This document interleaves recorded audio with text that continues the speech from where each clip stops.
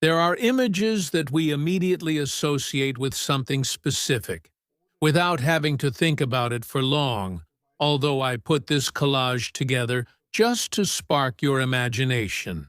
From the painting of the post-Christ Battle of the Teutoburg Forest to the recent events that have also moved the German-speaking world. In my opinion, among these images is also the one found in all international and national publications of General Weidling, supposedly on the 2nd of May, coming out of the Führerbunker to go into Soviet captivity after the capitulation of Berlin. But if you've known my channel for a while, you also know that I keep pointing out not to believe everything that's put in front of you in black and white, or what is supposedly considered an authentic photo. Like here, Lenin on the 5th, May 1920 at Sverdlov Square in Moscow, after which his comrades Kamenev and Trotsky, who later fell out of favor, were simply replaced by 5 wooden steps. Therefore, one should approach photographs, which give the impression of visible authenticity and are now considered historical references, with caution, since the protagonists were repeatedly tempted to make minor or major changes in order to eliminate facts from history. Thus, on the 30th, due to alleged coup intentions, on June 30, 1934, the SS executed SA leader Ernst Röhm, and afterwards he was consistently airbrushed out of official photographs. Or the one not taken on May 2nd, but on the 4th, the staged photo from May 4th of the red cloth hung on the corner of the Reichstag and photographed by Yevgeny Kalday, which at first was even shown with a Soviet symbol retouched in the wrong way. Or the German victim of Stalinist purge terror, the second chairman of the Red Front Fighters League, Vili Leov, here with Ernst Thälmann, who was later removed from photos in early books of the GDR. But there are not only numerous contemporary historical photos with retouching, but also some with incorrect captions. For example, this picture has a caption that is incorrect in content, translated from English into German. The commander of the Berlin garrison, General Helmut Weidling, leaves the Reich Chancellery bunker to sign the formal surrender of the city to the Red Army. When such an incorrect text has been published long enough, it becomes almost impossible to explain the actual events to the public, which is already an annoyance, especially when it involves photos with highly dramatic content. That's not true for the picture I discussed under the title General Weidling and the picture from the Führerbunker. This shows again that Goethe's saying about trusting what's in black and white isn't always reliable. This once again shows that you just can't trust Goethe's saying. Here, briefly, is the background of this picture, which shows General of Artillery Helmut Weidling. Born in Halberstadt in 1991, he joined the Breslau Field Artillery Regiment von Puiker as an officer cadet in 1911, here, 1st Silesian, numbers 6, and in 1912 he was promoted to lieutenant in the Berlin Airship Battalion, number 1. Field and Fortress airship units were military reconnaissance units that used manned tethered balloons for battlefield and artillery observation. At the beginning of World War I, Weidling was initially a balloon observer in Field Airship Section 1, with which he experienced several battles on the Western Front. However, after he was transferred to the training command of the Airship Troops Inspectorate at the beginning of December, his career as a true airship man began. After training as an airship commander, he served as a watch officer on various Zeppelins and later took command of LZ-97 and LZ-113 as their commander. After the discontinuation of Army airship operations in the spring of 1917, he was assigned in May to the staff of the Commanding General of the Air Force, the so-called Kogen Luft, Lieutenant General Ernst von Hübner. At the beginning of July 1917, he was transferred there. From April 1, 1918, Weidling was then involved with Balloon Unit 103 in the positional battles in French Flanders. In July 1918, he was transferred again to Kogen Luft, where he also experienced the end of the First World War. He was awarded both classes of the Iron Cross, the Knight's Cross of the Royal House Order of Hohenzollern with swords, as well as the Hanseatic Cross of Lübeck, the Austrian Military Merit Cross, third class with war decoration, and on the 1st of January. August 1920, the commemorative badge for the crew of the airships, which was established by Reichswehr Minister Otto Gessler. However, due to tight state finances, Berliners had to order and pay for it at their own expense. After Weidling's military service on the side of the government troops during the Berlin Revolutionary Unrest in March 1919, he was taken into the Provisional Reichswehr, and on the 1st. On July 1, 1922, he was appointed captain in the Saxon 4th Artillery Regiment. On September 16, 1924, he married Margaret Winkelmann, who was 9 years younger, in Hinrichshagen near Neustrelitz. On June 11, 1925, while stationed with Weidling at the artillery school in Jüterbog, his son, Hans Harald, was born there. On December 24, 1931, his daughter Gisela was born in Königsberg, where Weidling had been transferred in October 1931 to Artillery Regiment No. 1 of the 1st Infantry Division. In February 1933, he took over the 2nd Battalion in the regiment. After he had completed further troop and staff assignments required for an active artillery officer, on the 1st, he was promoted to lieutenant colonel on September 1, 1935, and to colonel on March 1, 1938. On November 10, he became the commander of Artillery Regiment 56 at the Douaumont Barracks in Hamburg-Wandsbek, with which he also took part in the Polish campaign. After further higher-ranking positions, he then became commander of the 86th on January 1, 1942, Infantry Division, where he was promoted to Major General on February 1, 1942, and on the 1st January 1943, he was promoted to Lieutenant General. For the defensive successes of his unit during the battles, Chef was awarded on the 15th January 1943, he was awarded the Knight's Cross. Knight's Cross from January 1942 to March 1943.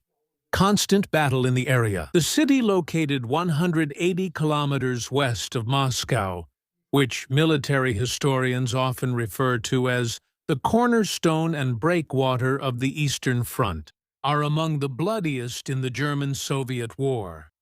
According to Soviet sources, the number of their fallen ranged between 362,554 and 433,000, as well as 768,233 wounded.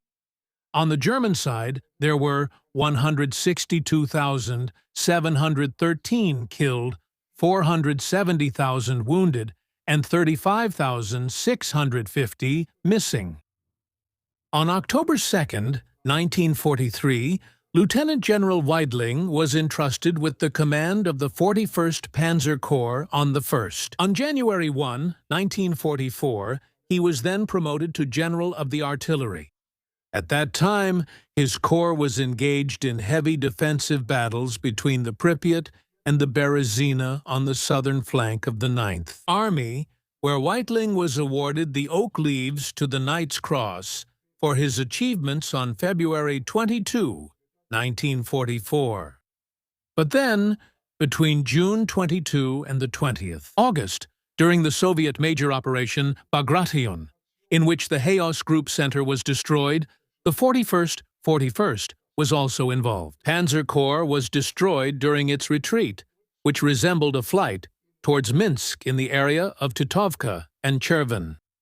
After Weitling's brief transfer to the Führer Reserve of the Army High Command on the 20th July 44, he was then, just under a month later, on the 15th August, appointed commanding general of the unit from the 13th August. In the Salzburg Military District, he was appointed commander of the newly formed 41st Panzer Corps. On November 28, 1944, he was awarded the Oak Leaves with swords to the Knight's Cross of the Iron Cross. After very heavy fighting by the 41st Panzer Corps, including at Königsberg in East Prussia and the associated retreats, Weidling was on the 10th April 1945 again assigned to the Führer Reserve of the OKH. But now, fate took a turn, one that would determine the rest of his life.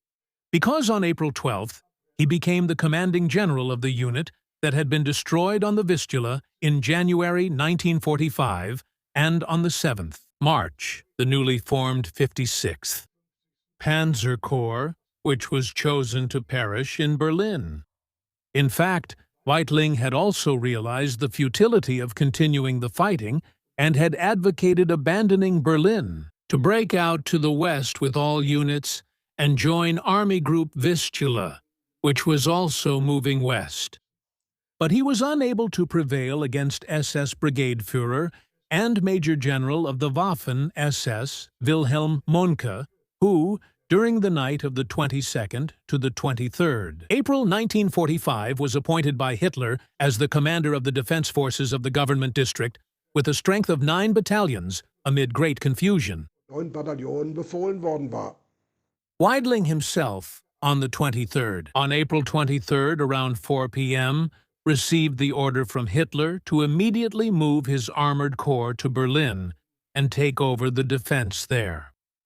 He then, on the morning of the 24th, took office in the staff building of Military District 3 Berlin on Hohenzollern-Damm, which is used today as a campus building.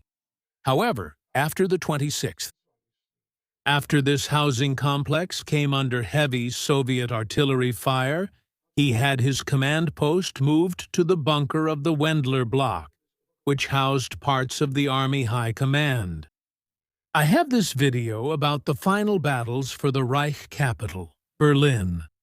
Afterwards, on Tuesday, May 1st, rumors began to spread among the German soldiers that Hitler was dead. The fighting had temporarily subsided in the early morning hours, but on the Soviet side, this was also partly due to the May 1st celebrations.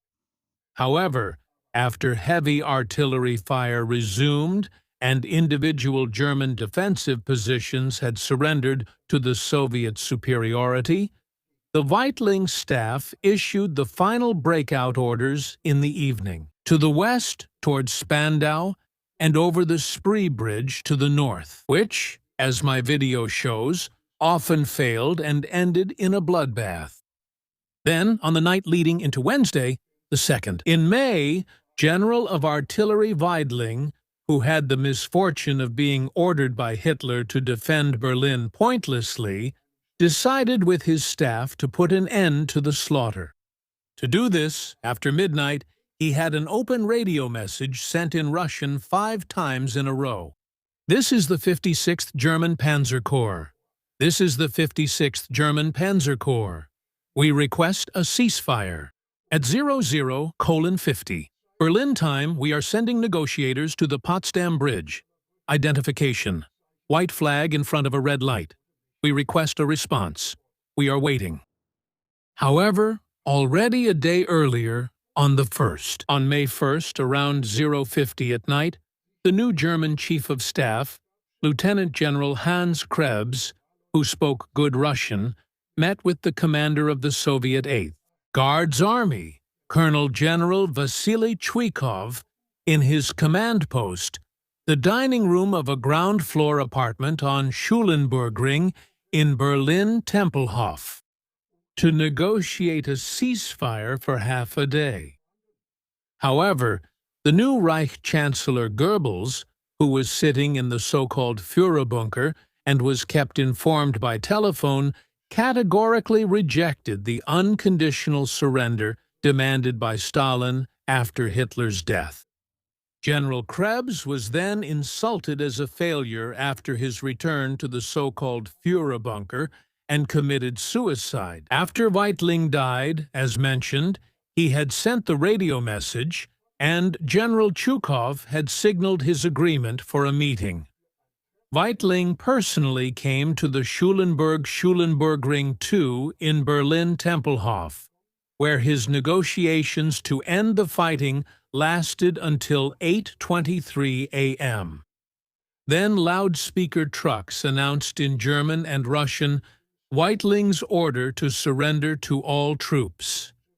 Written copies were brought to the few remaining intact German defensive positions, which meant that the Battle of Berlin was over except for a few regional skirmishes.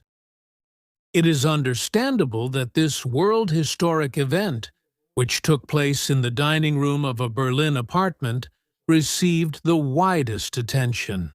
Therefore, it did not take long before the first international and then national publications released this photo.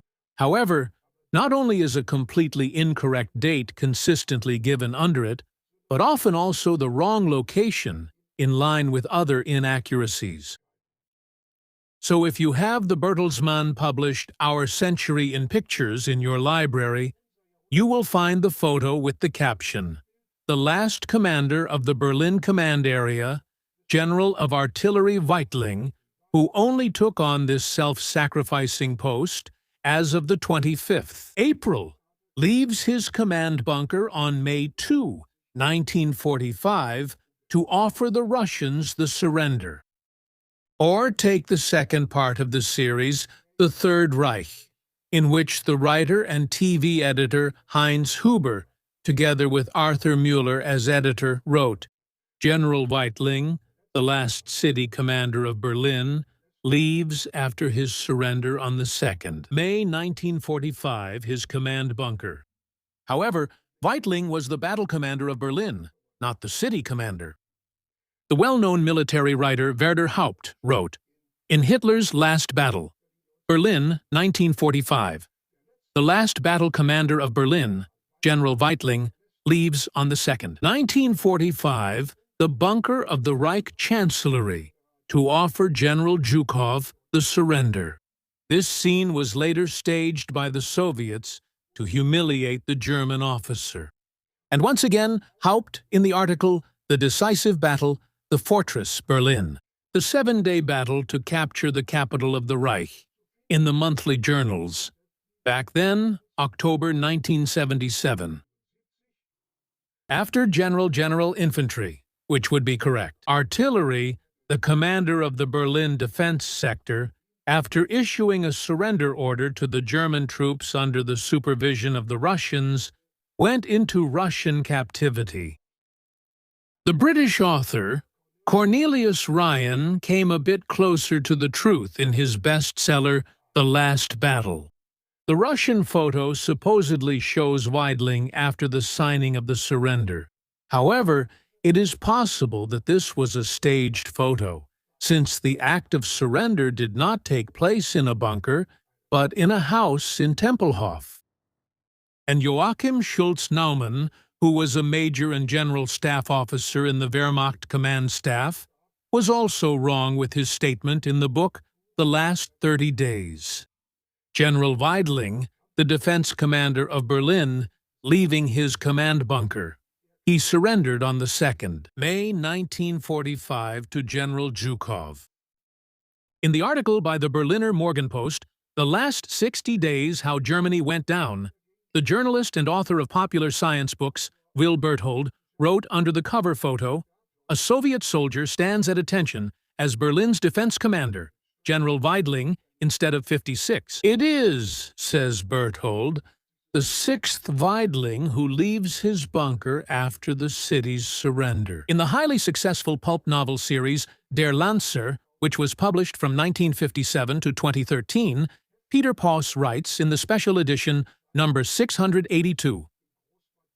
Chapter 4, Berlin in Flames, 1945.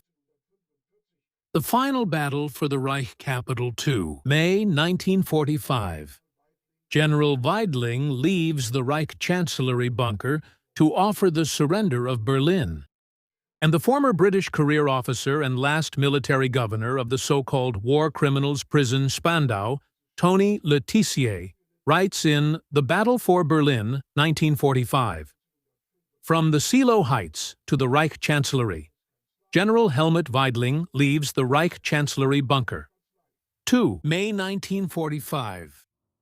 In contrast, Christian Zentner, together with the journalist Friedemann Bedürftig, editor of the great encyclopedia of the Second World War, did not commit himself at all when it came to time and place. Berlin. General Helmut Weidling leaves the command bunker after the signing of the capitulation. But with that, except for Cornelius Ryan, all the other authors have at least one major mistake in their texts. Because, as mentioned, the decisive negotiations had taken place in the early morning of the 2nd May in the command post of General Zhukov, in a ground-floor apartment at Schulenburg Ring 2 in Berlin-Tempelhof. After that, General Weidling and his staff went into Soviet captivity. But he did not come out of his command bunker in the Wendler block, nor from the so-called Führerbunker. Because as for this repeatedly misattributed photo, it is the one taken on the 6th. It was taken from the Soviet propaganda film made on May 6th, so 4 days after the capitulation. Under the pretext of helping to identify dead Germans in the destroyed New Reich Chancellery, Weidling, along with other officers, was taken to the basement of the ruined New Reich Chancellery. When he then left this basement through a covered emergency exit, namely a loading ramp to a supply room, towards Fochstrasse, the Soviet cameramen were already in position, ready to capture the historic image on film. Later, Weidling and his staff were filmed at other locations in central Berlin for the propaganda film. Years later, it backfired that we writers so often copied from each other, without bothering, first, to pay attention to the timing, and second, to take a closer look at the image. Because then it would have been clear to you that in the early hours of the 2nd May 1945, no Soviet soldiers had yet reached the Reich Chancellery, and you would have had to ask yourself what kind of ramp that is, next to which the wreck of an automobile can also be seen. In any case, General Weidling and his entourage were roughly at the green point, or rather, red arrow, when they stepped out of a basement room of the new Reich Chancellery onto Fochstrasse, where they were then filmed.